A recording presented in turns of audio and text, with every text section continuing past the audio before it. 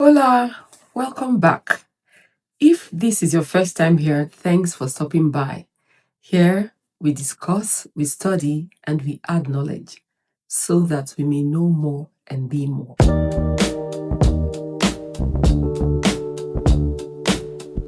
Today we're going to continue talking about some practices that will help you get closer to your goals and your dreams and your aspirations when you don't know what to do about what you want. Let's talk about the practice of listening to our intuition. After all is said and done, your intuition tops it. You see, that still small voice, as we know it, is what gives you the exact thing, the exact solution, the exact answer, the exact direction that you may have been seeking. You know what the intuition does? It brings up from within us the deposits that we've had over time.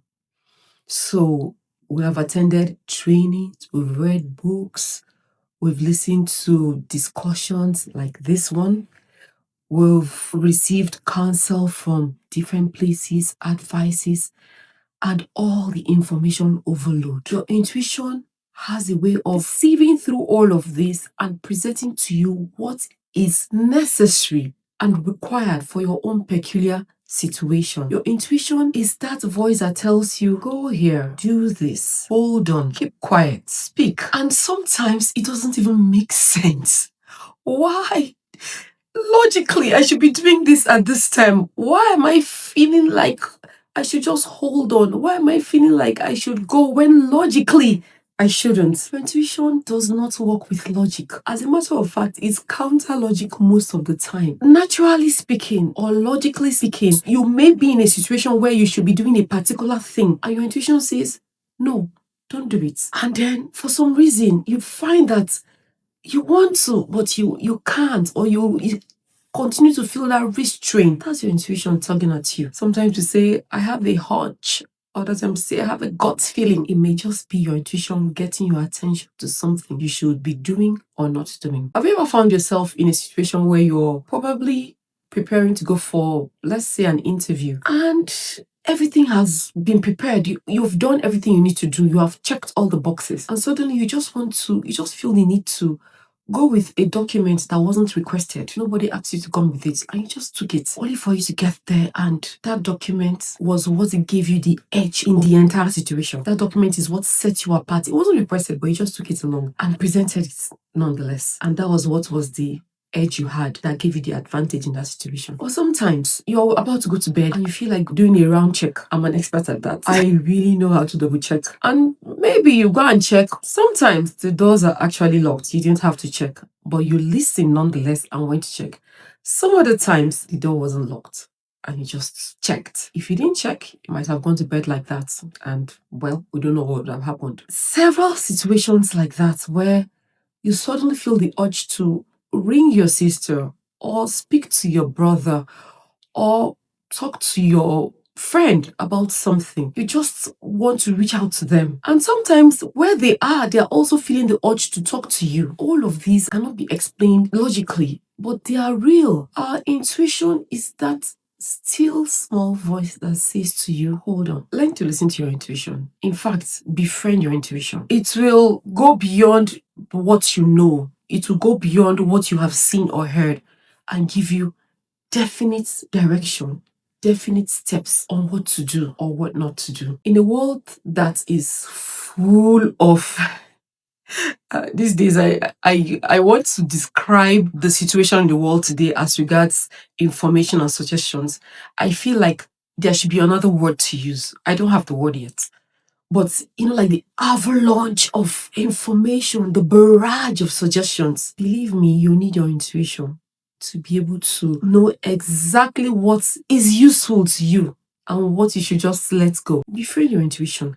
The more you practice listening to your intuition, the better you get at it. And the beautiful thing is that, or rather, the unconscious thing is that because we are spirit beings and some of us are not aware that we are spirit beings, we downplay the things that seem to be spiritual or too spiritual.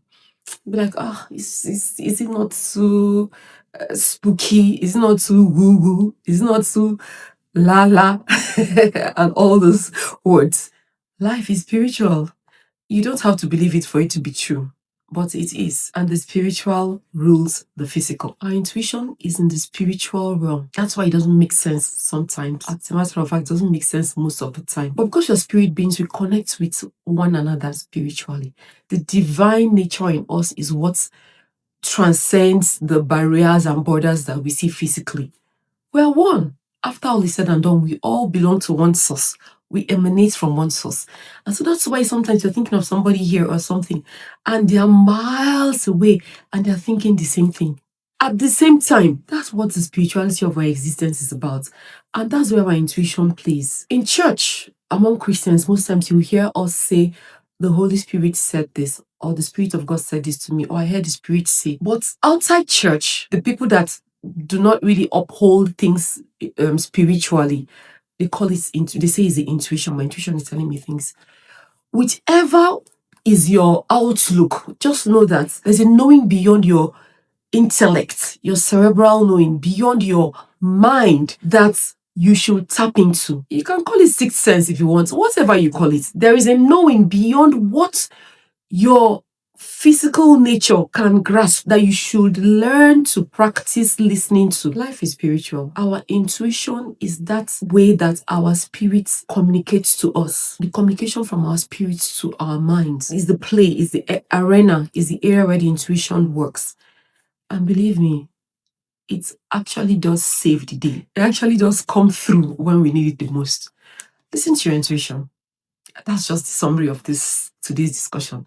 Befriend your intuition. Even when you don't understand what it's saying to you, it doesn't make sense. You don't know why you have to do what it's asking you to do. Just practice listening to your intuition, and as much as you can, as often as you can, do what it says. Get used to it. It's important. So, befriend your intuition. That will be all for today. I'm talking to you about the intuition because I am one person who has sharpened my intuition over time, and I've seen the difference in my life. I've learned not to brush aside the prompting and the nudgings of my intuition. I try to listen and do, and I've seen results that have been very beneficial to me. So, if you found this lesson instructive, useful, helpful in any way, consider sharing it with someone else who would also find it useful as you did. And then subscribe, turn on your notification, and return again same time next time for another discussion. Adios for now.